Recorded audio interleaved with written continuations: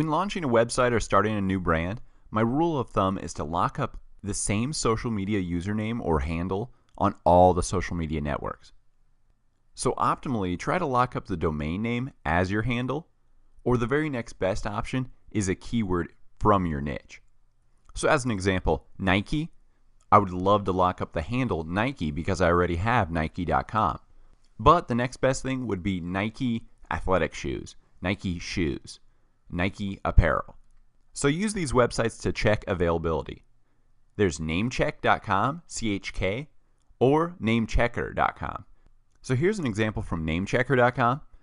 So I first input the domain name from my client, Fitness Guru.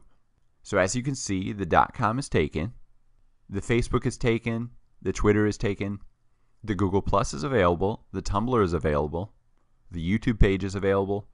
So this is just a nice way to instantly check all the social media networks first before starting to sign up at each one individually. So the next one I like is NameCheck.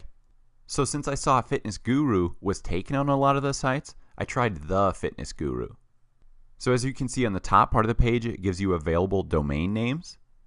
So the fitnessguru.us is available, the fitnessguru.guru.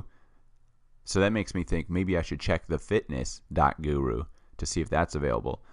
Another great one, the fitnessguru.tv. So if you want to lock up some more domains, this site has a great checker for domains and usernames on social media networks.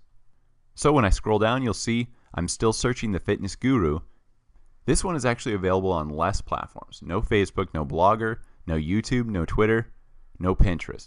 So again, keep checking usernames, keep checking variations of those usernames, domain names, your domain name with a keyword, all those different variations until you get one that is available on most of the social media networks.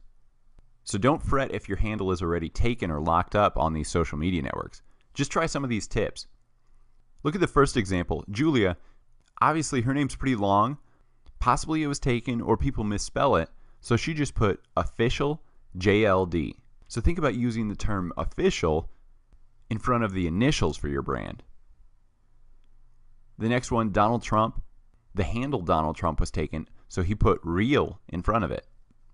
The next one, Ellen DeGeneres. She put the in front. If your brand name is taken, an easy way to fix that is just put a the in front of it. Or try what Samsung did. Make it specific to the region your brand targets, especially if it's local. Maybe you can put the state name after it, or your country. As you'll see in the top left there, Cyberdust, that's an application meant for mobile devices. So Cyberdust was taken, but they added app at the end of it. That even helps people understand instantly, oh, that's an application. So it really helps with your brand recognition as well. Next is JLo. If your name is taken, again, try shortening it. Remember, it's much easier for your customers to remember a shorter username with maybe just one keyword rather than your brand name than it is to remember a long, strung out, maybe even hard to spell brand name. The next one I love is just adding and spelling out your actual domain name. So Kim.com. This guy just created his first name as the domain name, his last name as the spelled out .com, or maybe it's .org, .net, etc. Now in the bottom left, at skateboard. Like I said, if your brand name is taken, if your domain name is taken, try just locking up a great keyword. Whatever your main keyword search term is for your product or your service, try to lock that up.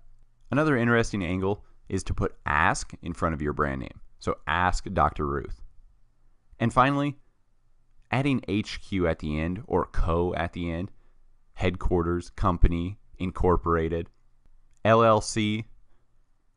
An easy way to still lock up your brand name and just throw the actual company incorporation sign at the end. If you're still stumped on trying to find a name, try namemesh.com. This is more targeted towards domain names, but there are some fun sections that actually combine words and will give you some more ideas. So some username or handle requirements I go by. First is a length. Shorter is better. It's easier to remember. My next thing is consistency. People will be able to search across different platforms for your brand, and if it's the same handle or username at each social network, it's going to be a lot easier to find your brand. Next is readability. How easy is it to read and say your brand name aloud? Sometimes people try to be cute and add a 1 where it should have been an L, a 3 instead of an E, things like that, but that can really confuse a user. Yes, it spells out your brand name in a cute, unique way, but for SEO, for readability, for spellability, I don't like doing those unique little things. Next is to try to use your business name. If your business is John's Cupcakes, don't use a username like Sweet Treats. Try to lock up your business name first. And like I said, if John's Cupcakes is taken, let's try Cupcakes alone.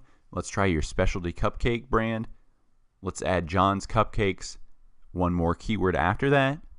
John's Cupcakes LLC, John's Cupcakes HQ, and so on. And finally, how easy is your handle to remember? Again, avoid numbers in your handle as people will forget if it's numerical or text. Was it the number 3 or was it a spelled out 3?